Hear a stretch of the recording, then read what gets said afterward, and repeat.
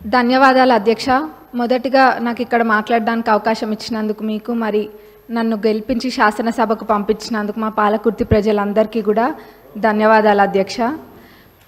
గత 9 సంవత్సరాల నుంచి కూడా విద్యారంగం అనేది ఎంతో దారుణంగా తయారైంది అధ్యక్ష.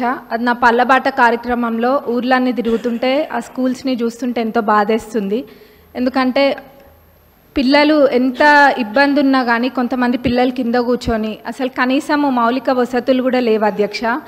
టాయిలెట్స్ అయితే అవి ఎంత దారుణంగా ఉన్నాయంటే అక్కడ పిల్లలు అవి ఎట్లా యూజ్ చేస్తుండ్రు అన్నది చూస్తేనే చూసిన వాళ్ళకి బాధ అవుతుంది అధ్యక్ష. కొన్ని చోట్లనేమో అసలు టాయిలెట్సే లేవు, కొన్ని చోట్ల ఉంటే మెయింటెనెన్స్ లేదు, ఇంకొన్ని చోట్లనేమో అసలు ఎన్ని రిపేర్స్ ఉన్నాయంటే అధ్యక్ష అది పట్టించుకున్న నాదుడే లేడు అధ్యక్ష గత 10 సంవత్సరాలలో కూడా. మరి ఇదే కాకుండా అధ్యక్ష స్టాఫ్ ప్రాబ్లం కూడా చాలా ఉంది అధ్యక్ష.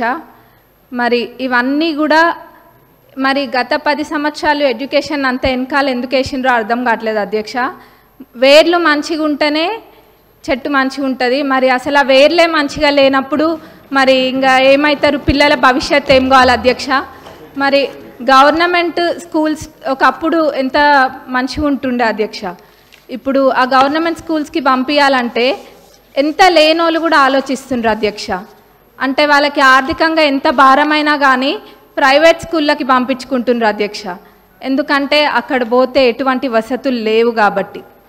కానీ ఇప్పుడు అయితే అధ్యక్ష మన ప్రభుత్వం అధికారంలోకి వచ్చినాక ఈ విద్యారంగం అనేది క్రమంగా మెరుగుపడుతుంది. అట్లనే ఇంటిగ్రేటెడ్ స్కూల్స్ అనేది కూడా నియోజకవర్గానికి ఒక ఇంటిగ్రేటెడ్ స్కూల్ ఇస్తా అనడం కూడా ఎంతో సంతోషంగా ఉంది అధ్యక్ష. అది అందరు పిల్లలు కూడా సామాన్యులు కూడా అందరూ ఇంటర్నేషనల్ స్కూల్స్లలో చదువుకున్న విధంగా అక్కడ చదువుకుంటారు అధ్యక్ష. మరి ఆ విధంగానైనా ఈ విద్యారంగం అనేది కొంచెం మంచిగా అవుతుంది అధ్యక్ష. మరి ముఖ్యంగా అధ్యక్ష ఈ టాయిలెట్స్ అనేది మటుకు చాలా పెద్ద సమస్య అధ్యక్ష. ఏదో చెప్పాలని కాదు, నేను నిజంగా అన్ని స్కూల్స్ విజిట్ చేస్తున్నా. మరి గతంలో వాళ్ళు చేయలేంది మన ప్రభుత్వంలో చేసి చూపిస్తామన్న నమ్మకం నాకు ఉంది. అది ఖచ్చితంగా కూడా చేస్తాం అధ్యక్ష. మరి అట్లనే బడ్జెట్కి వస్తే అధ్యక్ష, ఇప్పుడు ఈ సంవత్సరం బడ్జెట్లో ప్రాథమిక విద్యకు 17,931 కోట్లు, మరి ఉన్నత విద్యకు 2,859 crores అండ్ టెక్నికల్ ఎడ్యుకేషన్కి 490 crores చెప్పున మొత్తం ప్రభుత్వం కేటాయించింది అధ్యక్ష. మరి మొత్తం కలిపి చూస్తే 21,000 కోట్ల పైన అధ్యక్ష. మరి దీన్ని బట్టే తెలుస్తుంది మన ప్రభుత్వము ఈ శాఖకి ఎంత ప్రాధాన్యత ఇస్తుందనేది. ఎందుకంటే ఎవరైనా చదువుకుంటే చాలు, మన దగ్గర ఆస్తి ఉన్నా లేకపోయినా ఆ విద్య మనకు ఆస్తి అన్నది మన ప్రభుత్వం నమ్ముతుంది కాబట్టి ఈ విధంగా బడ్జెట్ పెట్టడం జరిగింది అధ్యక్ష. మరి నేను ఇందాక అన్న విధంగా వాళ్ళు చేయండి తప్పకుండా మన ప్రభుత్వం చేసి చూపిస్తుంది. మరి మా పాలకుర్తి నియోజకవర్గానికి వస్తే అధ్యక్ష, దేవాదుల కింద మాకు ప్యాకేజ్ 6 అని ఉంటుంది అధ్యక్ష. మరి అన్నీ కంప్లీట్ అయినాయి కానీ అధ్యక్ష ఎందుకో మా ప్యాకేజ్ 6 మటుకు గత 10 సంవత్సరాలకు ఎంతో నిర్లక్ష్యానికి గురై ఉంది అధ్యక్ష. అది ఎంత పెద్ద ప్రాజెక్ట్ అంటే మొత్తము దానివల్ల 78,000 ఆయకట్టుకి నీరు వస్తాయి అధ్యక్ష. అయినా కానీ ఎంతో నిర్లక్ష్యం చేసిండ్రు అధ్యక్ష. మొత్తం కలిపి కూడా 30-35% పనులు కూడా పూర్తి కాలేదు అధ్యక్ష. రైతులు అంటే అంత చిన్న చూపా అధ్యక్ష. మనము ఇప్పుడు రైతుని రాజు చేసే ప్రభుత్వం మన ప్రభుత్వం అధ్యక్ష. కాబట్టి మన ప్రభుత్వంలో ఇది ఖచ్చితంగా చేయాలి అధ్యక్ష. మరి ఆ 30-35% కూడా కంప్లీట్ కాలేదు. ఏమైందంటే గత ప్రభుత్వంలో గత పాలకులు ఏదో ఎలక్షన్ల ముందు ఆదరాబాదరాగా జనాలకు చూపించుకోవడం కోసం అని చెప్పి పాత కాంట్రాక్టర్ యొక్క టెండర్ని రద్దు చేసి కొత్త కాంట్రాక్టర్లను పిలిపించి ఆ ఎస్టిమేట్లో ఎన్నో తప్పులతో అధ్యక్ష, ఎన్నో మిస్ చేసి ఎస్టిమేట్ వేసిండ్రు అధ్యక్ష. మరి అప్పుడుతో పోలిస్తే జిఎస్టీ కూడా మరి 12% నుంచి ఇప్పుడు 18%కి పెరిగింది అధ్యక్ష. ఇట్లా ఎన్నో ఇబ్బందులతోటి ఈ కాంట్రాక్టర్లు కూడా పనులు చేయలేకపోతుండ్రు అధ్యక్ష.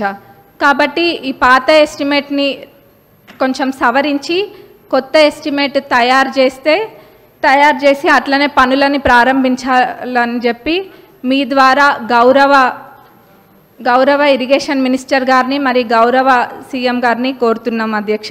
ఎందుకంటే చాలా పెద్ద ప్రాజెక్ట్ అధ్యక్ష. 78,000 ఎకరాలకి ఇది నీరు అందిస్తుంది కాబట్టి ఇది పెద్ద ప్రాజెక్ట్ అధ్యక్ష. దీన్ని మన ప్రభుత్వంలో పూర్తి చేసి చూపించాలి అధ్యక్ష మనము.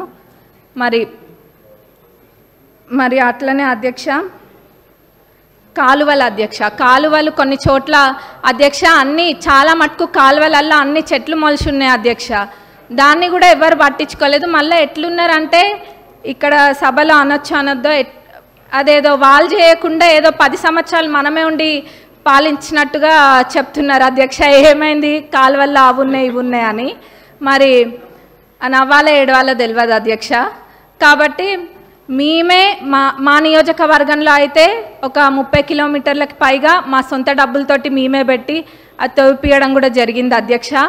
ఇక్కడ ఇదంతా ఇబ్బంది లేకుండా లైనింగ్ కాలువలన్నిటికీ కూడా లైనింగ్ చేయాలని మీ ద్వారా నేను కోరుతున్నా అధ్యక్ష.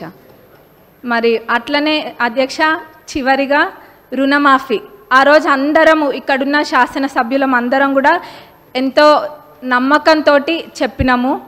గతంలో రుణమాఫీ పూర్తి స్థాయిలో చేసింది కాంగ్రెస్ ప్రభుత్వమే, ఇప్పుడు చేయబోయేది కూడా కాంగ్రెస్ ప్రభుత్వమే అని.